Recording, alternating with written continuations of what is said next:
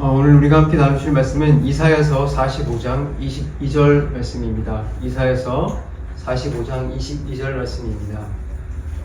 제가 대신하여 읽도록 하겠습니다. 땅의 모든 끝이여 나를 앙망하라. 그리하면 구원을 얻으리라. 나는 하나님이라 다른 이가 없음이니라. 아멘. 오늘 우리가 함께 나누실 설교 말씀의 제목은 주를 앙망하는 자의 생활, 주를 앙망하는 자의 생활입니다. 오늘은 그 약속했던 그 스펄전 목사님의 세 번째 설교 시리즈, 마지막 시리즈가 되겠습니다. 세상의 모든 끝에서부터 하나님을 바라보라는 이 이사야의 외침은 이 시대, 그리고 그 시대, 어떤 시대든지 아주 강력한 메시지일 거예요. 이는 단순히 한 민족이나 특정 시대를 향한 요청이 아니라는 말이죠. 이 말씀은 이것은 모든 인류를 향한 하나님의 부르심입니다. 왜냐하면 역사상 어떤 인류든지 간에 하나님 외에는 구원이 없기 때문입니다. 역사를 돌아보면 역사의 모든 사람들은 항상 구원을 갈망해 왔습니다. 많은 사람들이 다양한 방법으로 구원을 갈망했죠. 고대 세계를 바라볼까요? 바벨론을 바라보겠습니다. 거기는 애굽이나 바벨론이나 아수르나 어디 할 것 없이 전부 우상들에게 그들의 구원을 바랬습니다. 그리스는 어떤가요? 그들은 철학자들에 의해서 새로운 구원을 원했습니다. 하지만 그들은 구원을 얻지 못했죠. 현대 상황이라고도 크게 다를 건 없습니다. 현대에는 사람들이 많은 물질적인 성공, 그 다음에 정치적인 어떤 이념적으로의 어떤 발전, 그리고 과학적인 발견 등을 통해서 구원을 이룰 수 있을 것이라고 생각을 해왔지만 여러분들이 보고 있는 대로 그 어디에도 구원은 도래하지 않았습니다. 그리고 이 모든 것의 이유는 단 한 가지입니다. 그곳에는 하나님이 계시지 않았기 때문입니다. 여러분, 옛날에 어떤 한 젊은 사업가가 있었습니다. 그 젊은 사업가가 사업을 잘해서 성공을 했어요. 그래서 항상 더 큰 집으로 이사를 갔고요. 더 빠른 차를 샀고 더 높은 지위를 이루었습니다. 그런데 그가 그 모든 것들을 다 이루게 되었을 때 그의 마음 중심에는 나는 이제 구원을 얻었다가 아니라 공허함이 자리를 잡았습니다. 그러던 그가 그런 성공의 가도를 달려가다가 어느 날 한 번의 사업 실패로 모든 것이 망하게 되었습니다. 그리고 그 순간 그는 드디어 하나님을 향해 하늘을 향해서 쳐다보며 외쳤습니다. 하나님, 당신이 계시다면 진심으로 저를 도와주십시오. 그때 그가 하늘을 바라보면서 알게 된 것은 진심으로 하나님이 계시는구나 하면서 느꼈던 평안이었다고 합니다. 이 이야기가 우리에게 이런 것을 말해주고 있죠. 우리의 구원은 다른 곳에 있지 않고 오직 하나님에게만 있다. 여러분들이 어떤 곳에서 구원을 찾고 있는지 모르겠지만 여러분들이 찾고 있는 그 모든 구원은 결국 헛된 그림자를 채울 뿐 진정한 구원은 찾을 수 없다는 것입니다. 오늘 본문이 바로 이러한 것을 선포하고 있습니다. 땅의 모든 끝에서 내게로 돌이켜 구원을 받으라. 이 말씀은 단순한 명령이 아닙니다. 그것은 하나님께서 자신의 백성들을 향해서 부드럽고 자비로운 음성으로 보내는 하나님의 초대장인 것입니다. 왠지 아십니까? 그것은 하나님 외에는 어떠한 곳에도 구원이 없기 때문입니다. 그러므로 오늘 여러분들을 향한 이 구원의 메시지를 여러분들이 받으시길 바랍니다. 먼저 본론을 이제 함께 살펴보겠습니다. 먼저 오늘 말씀에 앙망하다라는 말씀이 있어요. 그렇다면 이 하나님과의 관계에서 앙망하다라는 단어가 무슨 말인지 함께 생각을 해보겠습니다. 하나님께서 나를 앙망하라 라고 말씀하셨는데 이 행위는 앙망, 그러니까 하나님을 이렇게 보라라는 건데 이 보는 행위를 넘어서 우리의 삶으로 살아내야 할 신앙의 태도를 포함하고 있는 것을 말하고 있습니다. 하나님을 바라보되 우리의 삶의 태도로 그것을 살아내야 된다는 것입니다.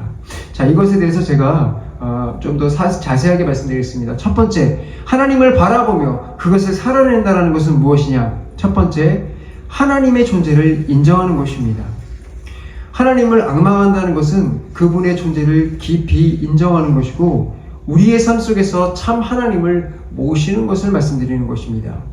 우리가 하나님을 주권자로 고백을 하지 않으면서 우리가 하나님을 주권자로 절대로 고백하지 않으면서 우리의 신앙의 뿌리가 있을 것이라고 생각하는 것은 엄청난 착각입니다.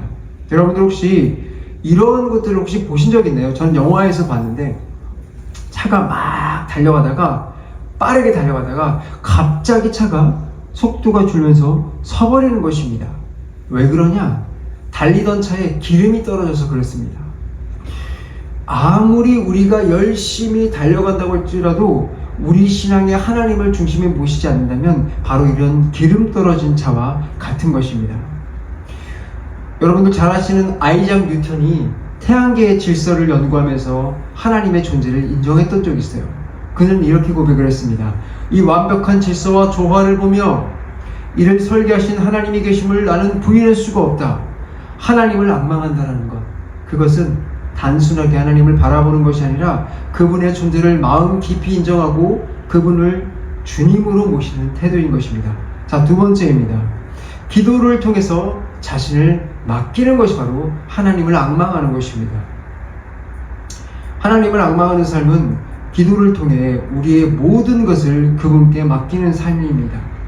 기도는 우리의 한계를 인정하며 하나님의 무한하심을 또한 인정하고 의지하는 행위인 것입니다.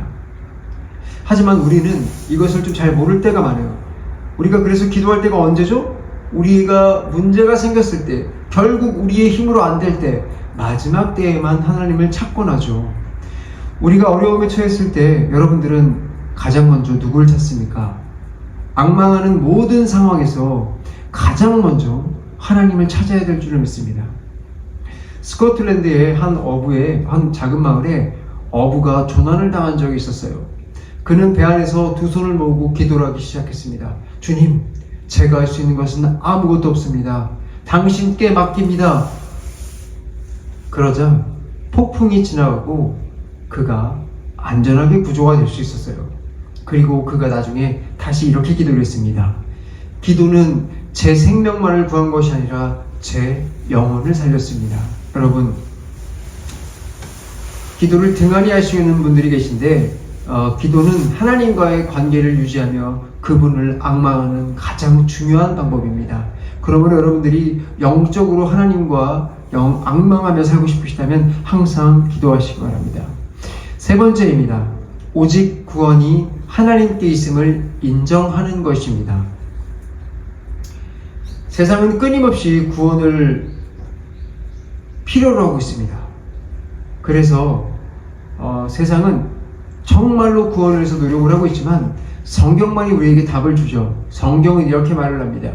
구원을 받을 만한 다른 이름을 우리에게 주신 일이 없다.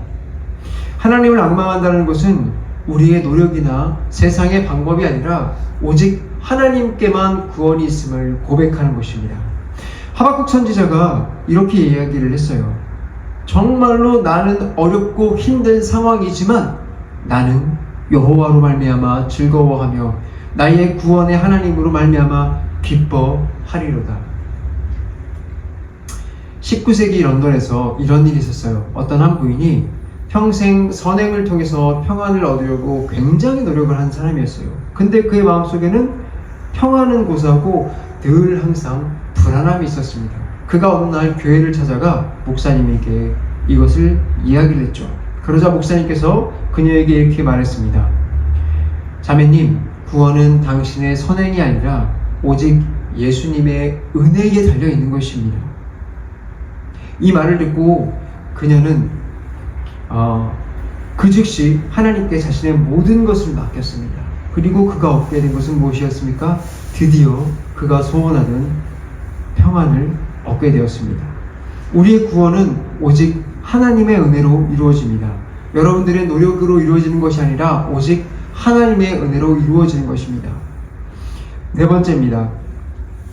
새벽 샛별을 바라보듯 그분께 눈을 고정하는 것입니다.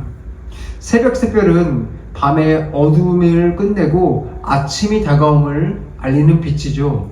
하나님을 앙망하는 자의 인생의 어둠 속에서도 하나님께서 시선을 고정한다면, 그분의 신실함을 신뢰하신다면 바로 그 사람이 바로 새벽별을 보는 사람과 같은 사람이라는 것입니다. 여러분, 혹시 아주 깜깜한 칠흑 같은 밤을 경험해 본 적이 있나요? 저는 예전에 이제 시골에 놀러 가면 그런 것들을 경험해 본 적이 있습니다. 그때 길을 잃게 되었을 때 얼마나 깜깜하고 절망스러운지 모릅니다. 근데 그때 제가 과학 시간에 배운 게 있었어요. 어린 나이였는데, 초등학생이었는데, 저 하늘을 바라보고 별을 보고 바라보고 걸어가면 북쪽을 바라볼 수 있고, 그쪽으로만 걸어가면 길이 나옵니다. 실제로 제가 그 별을 보고 걸어갔습니다. 어떻게 됐을까요? 네, 진짜로 집을 찾았어요. 마찬가지입니다.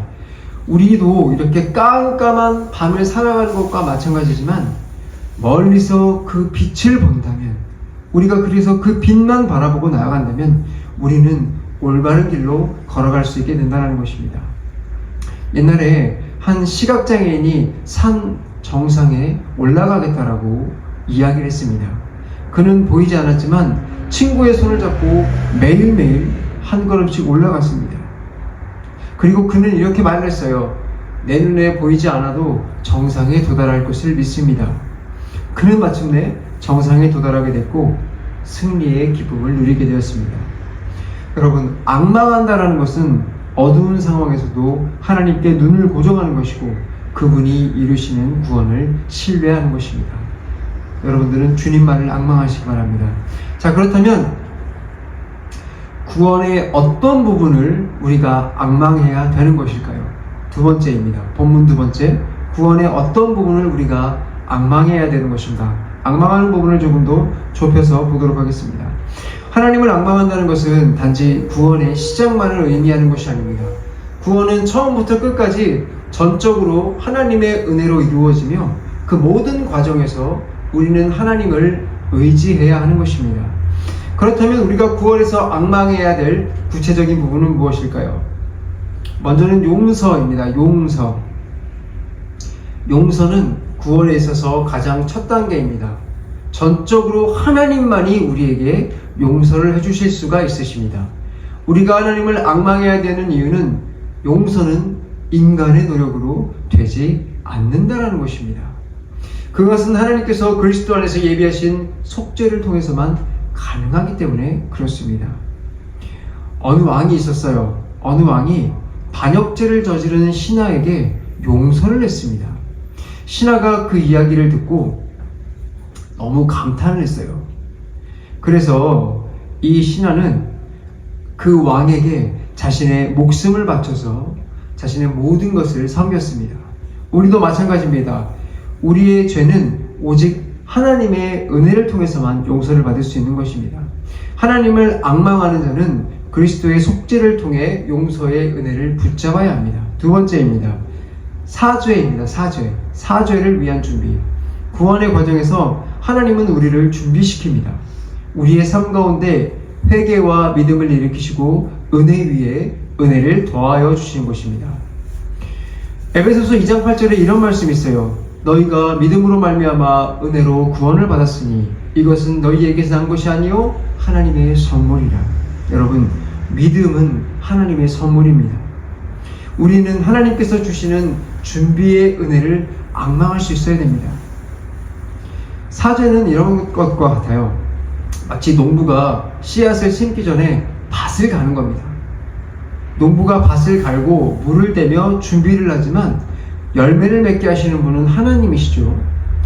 우리의 회개와 믿음 역시 우리의 노력으로 시작하는 것이 아니라 하나님께서 우리의 마음을 부드럽게 하셔야지만 이루어지는 것입니다.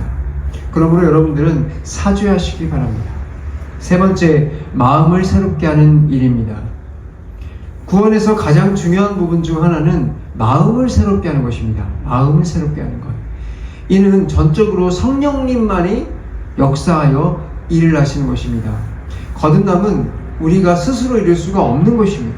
오직 주님께만 속한 일입니다. 어느 마을에 오래된 물레방아가 있었어요. 물이 고갈되자 아무리 바퀴를 돌리려고 해도 이게 움직이지가 않았어요. 그런데 어느 날 강물이 다시 흘러들자 물레방아를 돌리려고 노력했던 그 어떤 노력도 하지 못했던 것이 물이 떨어지기 시작하자 자연스럽게 물레방아는 돌기 시작했습니다. 우리의 마음도 성령님의 은혜가 흘러 들어오지 않으면 우리가 아무리 노력을 해도 우리는 절대로 하나님의 마음을, 하나님을 향한 마음을, 구원을 향한 마음을 가질 수가 없습니다.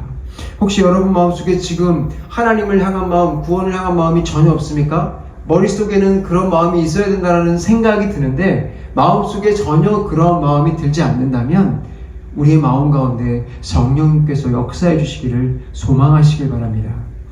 네 번째입니다. 영적 생활을 유지하는 것입니다. 구원은 시작으로부터 끝나는 것이 아니라 뭡니까? 말 그대로 시작인 것입니다. 우리의 영적 성장과 열매 맺음은 하나님께 계속 의지하는 삶에서 비롯된다는 것입니다. 모든 성장과 힘과 열매는 하나님께 달려 있습니다. 여러분은 나무가 스스로 물을 찾아 마신다는 이야기를 혹시라도 들어본 적 있습니까? 나무의 뿌리는 강물이나 비를 통해서 공급받고 물을 흡수하며 자라나는 거죠. 우리의 영적인 생활도 마찬가지입니다. 우리 스스로 아무리 노력한다고 해도 하나님께로부터의 공급이 끊어지면 성장은 죽은 것입니다. 주님께서 이렇게 말씀하셨죠. 나는 포도나무요 너희는 가지라. 그가 내 안에 거하고 내가 그 안에 거하면 사람이 열매를 많이 맺나니 나를 떠나서는 너희가 아무것도 할 수 없습니다. 영적 생활을 유지하기 위해서는 우리는 반드시 주님 안에 거해야 됩니다. 하나님을 앙망하는 자만이 영적 성장과 열매를 맺을 수 있습니다. 본문 세 번째입니다. 우리를 앙망하도록 격려하는 것은 그렇다면 무엇인가? 하나님께서는 우리에게 나를 앙망하라고 하신 것은 단순한 초청이 아닙니다. 그저 나를 앙망해 라고 말하는 것이 아니랍니다. 그것은 주님의 명령이고 약속과 그분의 신성한 기초에 강력한 격려가 포함되어 있는 것입니다. 우리가 하나님을 앙망하는 것은 피할 수 없는 신앙적 책임이자 특권입니다.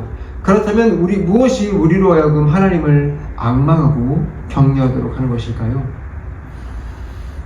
첫 번째, 그의 명령입니다. 그분의 명령입니다. 하나님은 우리에게 확실하게 말씀하셨습니다. 나를 앙망하라. 이 명령은 단순히 선택사항이 아니라 하나님의 권위 아래 있는 모든 사람에게 주어진 명령이라는 것을 기억하십시오. 하나님의 명령은 언제나 권위를 동반합니다. 하나님께서 명령하실 때 우리가 해야 될 것은 오직 한 가지입니다. 순종입니다. 예수님께서도 이렇게 말씀하셨죠. 수고하고 무거운 짐진 자들아 다 내게로 오라. 내가 너희를 쉬게 하리라.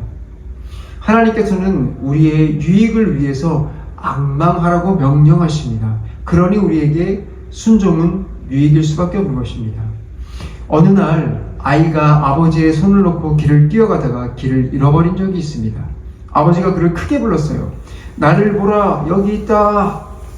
아이가 아버지의 목소리를 듣고 고개를 들자 비로소 안전한 길이 그에게 펼쳐지기 시작했습니다. 마찬가지로 하나님께서 우리에게 나를 앙망하라고 하신 것은 바로 여러분들을 안전한 구원길로 인도하기 위함입니다. 두 번째입니다. 그의 약속입니다. 그분의 약속입니다. 하나님은 단순히 명령만 하신 분이 아닙니다. 우리에게 약속도 주셨어요. 앙망하라. 그리하면 구원을 얻을 것이다. 하나님의 말씀은 언제나 기억하십시오. 약속을 동반합니다. 그분은 결코 말씀하신 것으로부터 뒤돌아서지 않는 신실하신 분이라는 것을 기억하시기 바랍니다. 민수기 23장 19절에 이렇게 말씀이 적혀 있어요. 하나님은 사람이 아니시니 거짓말을 하지 않으시고 인생이 아니시니 후회가 없으시도다. 어찌 그 말씀하신 바를 행하지 않으시며 하신 말씀을 실행하지 않으시랴. 하나님께서는 우리가 그분을 앙망할 때 반드시 구원의 은혜를 베푸신다고 약속을 했습니다. 한 농부가 오랜 가뭄 끝에 하늘을 바라보면서 이렇게 이야기를 했어요. 하나님, 당신께서 비를 주신다고 약속하셨으니 저는 믿고 씨를 뿌리겠습니다. 그는 메마른 땅에 씨를 뿌렸고 얼마 지나지 않아 단비가 내려서 풍성한 수확을 거둘 수가 있었습니다. 하나님을 앙망하는 자는 그분의 약속을 신뢰하고 함께 동행하는 자입니다. 세 번째입니다. 그의 신성, 그분의 신성입니다. 하나님께서는 자신을 나는 하나님이라 다른 이가 없느니라 라고 선언하신 것은 우리가 그분을 앙망해야 할 궁극적인 이유를 알려주고 있는 것입니다. 하나님은 전능하시며 그분에게는 불가능은 없습니다. 구원을 베푸시는 것은 그분의 자비와 능력을 통해서 이루어지는 것입니다. 예레미야 32장 27절에 보라 내가 여호와여 모든 육체의 하나님이라 내게 능하지 못할 일이 있겠느냐 라고 말씀하셨습니다. 하나님은 우리를 구원하실 능력이 있으실 뿐만 아니라 그 구원을 통해 영광을 받으십니다. 한 고대 전설에 이런 이야기가 있습니다. 마을에 큰 재난이 닥쳤을 때 사람들이 도움을 요청하기 위해 신전을 찾아간다는 것입니다. 그러나 그 신전은 돌과 나무로 만들어진 우상들로 가득했고 사람들은 실망을 했다고 합니다. 그러던 중에 한 지혜로운 노인이 이렇게 말을 했대요. 너희가 만든 신이 아니라 하늘과 땅을 지으신 참 하나님을 앙망하라. 마침내 그들이 하나님께 기도를 하기 시작했고 그러자 그들에게 재난이 물러갔다고 합니다. 하나님을 앙망한다는 것은 그분의 전능하심을 신뢰하며 그분께 영광을 돌리는 행위인 것입니다. 바라만 보기만 하면 되는 단순한 행동, 여러분 이것이 바로 앙망입니다. 하나님께서 요구하신 앙망은 복잡하거나 어려운 것이 아닙니다. 그저 바라보는 단순한 행동에서부터 시작한다는 것입니다. 누구든지 주의 이름을 부르는 자는 구원을 얻으리라 라는 약속처럼 하나님께 나아가는 길은 누구나 할 수 있을 만큼 아주 단순한 길입니다. 사막을 걷다가 탈진한 사람이 오아시스를 발견하지만 믿지 못하고 계속 걸어가다가 결국 쓰러집니다. 그러나 그를 발견한 또 다른 사람은 오아시스를 믿고 그 오아시스에 가서 물을 마시고 목숨을 건졌습니다. 하나님을 바라보는 것은 단순하지만 그 단순함 속에는 구원의 능력이 있는 것입니다. 자, 그렇다면 앙망은 언제부터 해야 되는 것이 좋은가? 첫 번째입니다. 지금 당장 하십시오. 하나님의 말씀은 나를 앙망하라 라고 말씀하셨죠. 이것은 과거형도 아니고 미래형도 아니고 현재형입니다. 우리가 하나님을 앙망하는 일은 그러므로 지금 이 순간 이루어져야 된다는 것을 말씀하고 계십니다. 하나님은 우리가 언젠가 아니면 내일 아니면 미래의 어떤 순간이 아니라 지금 이 순간 자신을 바라보시라고 이야기하고 있는 것입니다. 한 학생이 시험 공부를 미루다가 마침내 시험 전날 밤에 이렇게 후회를 했다고 해요.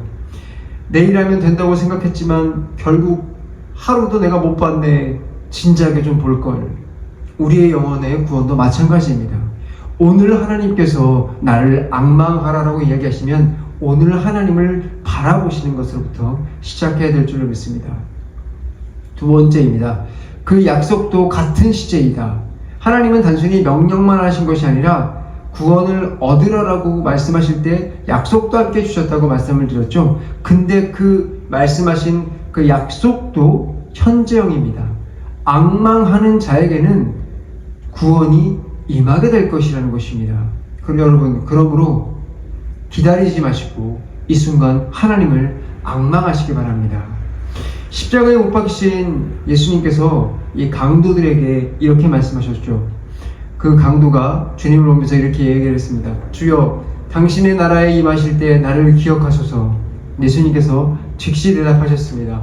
오늘 네가 나와 함께 낙원에 가 있으리라. 구원의 약속은 그 순간 이루어진 것입니다. 당신의 구원은 세 번째입니다. 당신의 구원은 긴박하다. 우리의 구원의 필요성은 그 어느 때보다 긴박합니다. 우리는 이미 죄로 인해 영적인 파멸 상태에 있습니다. 구원은 선택이 아니라 생존의 문제입니다. 하나님께서 지금 앙망하라고 하시는 이유는 우리의 상황이 절망적이기 때문이죠. 한 번은 구조된 자가 이렇게 말을 했습니다. 구조 요청을 보내며 기다리면서 알았습니다. 시간이 지날수록 희망은 줄어들고 있었습니다.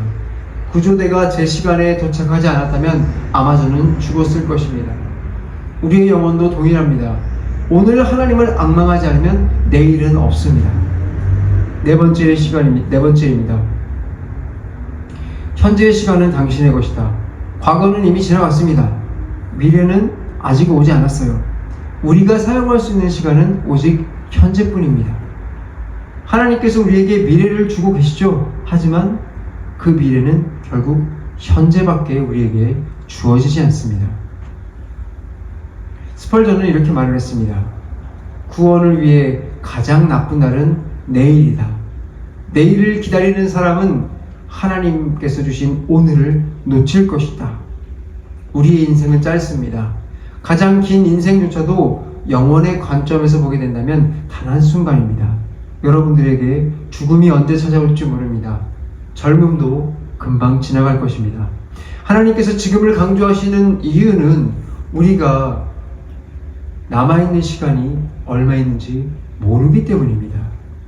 어느 부유한 사업가가 큰 계획을 세우며 앞으로 10년 동안 열심히 일을 하고 그 후에는 하나님을 섬기겠다라고 이야기를 했습니다. 그렇지만 그 사업가는 그해 갑작스러운 질병으로 세상을 떠났습니다. 우리의 시간은 보장되지 않습니다. 지금이 유일한 기회입니다. 6번째입니다. 하나님이 선택하는 것은 시간입니다. 우리의 시간은 하나님께 속해 있습니다. 우리가 시간을 선택하는 것이 아니라 하나님께서 정해 주신 때를 받아들여야 하는 것입니다. 오늘이라는 시간은 하나님의 은혜로 주어주신 선물이며 그 안에서 우리는 하나님의 초청을 받아들여야 합니다. 보라, 지금이 은혜 받을 만한 때요. 보라, 지금이 구원의 날이로다. 하나님께서는 지금이 은혜의 때임을 말하고 계십니다. 오늘 말씀의 결론을 맺겠습니다. 여러분들을 주님을 앙망하는 자의 삶으로 초대하겠습니다. 이사야서 45장 22절을 통해서 주님께서 오늘 우리에게 초대하시는 이 말씀을 깊이 들었습니다.